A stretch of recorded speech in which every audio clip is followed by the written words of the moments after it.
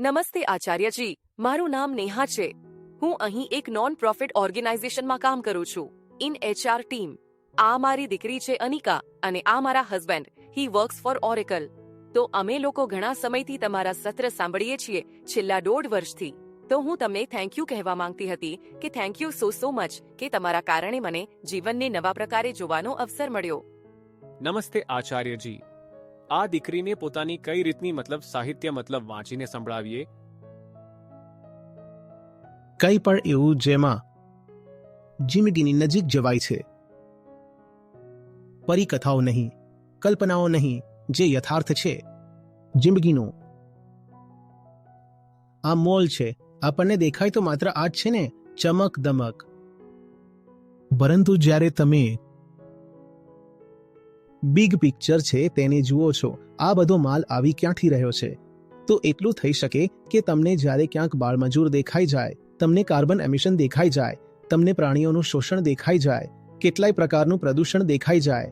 હવે આપણે એક કામ કરી શકીએ છીએ કે મોલમાં બાળકોને આપણે કોઈ મનોરંજન અપાવી દીધું અને આપણે એક કામ એ કરી શકીએ છીએ કે વાતમાં બાળકના સ્તરે સહેલી રીતે સરળ કરીને તેને પૂછ્યું, અચ્છા આ વસ્તુ ક્યાંથી આવતી હશે, કેવી રીતે બનતી હશે? હવે અહીં આટલા પ્રકારની આટલી સરસ અહીં રોશનીઓ છે. જ્યાં આ વસ્તુઓ બનતી હશે ત્યાં શું હાલ હશે? શું ત્યાં પણ આટલું સાફ, આટલું પ્રકાશિત હશે?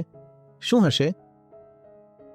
તેના સ્તર પર જેટલું તેને સમજ પડે તેના પર આ પ્રકારની નાની નાની વાતો, જેમ કે ખાવાની, અહીં જેમ અહીં ફૂડ કોર્ટ છે ત્યાં તમામ પ્રકારનું માંસ પણ છે, નોનવેજ, ઘણું બધું.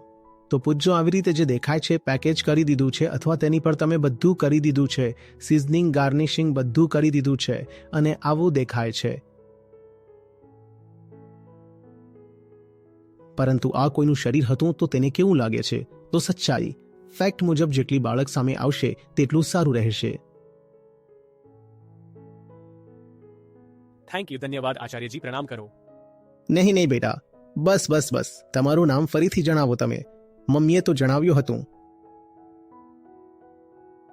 હજુ 1-2 વર્ષ લાગશે આ પુસ્તકને વાંચવામાં. હા, કયા ધોરણમાં છો તમે?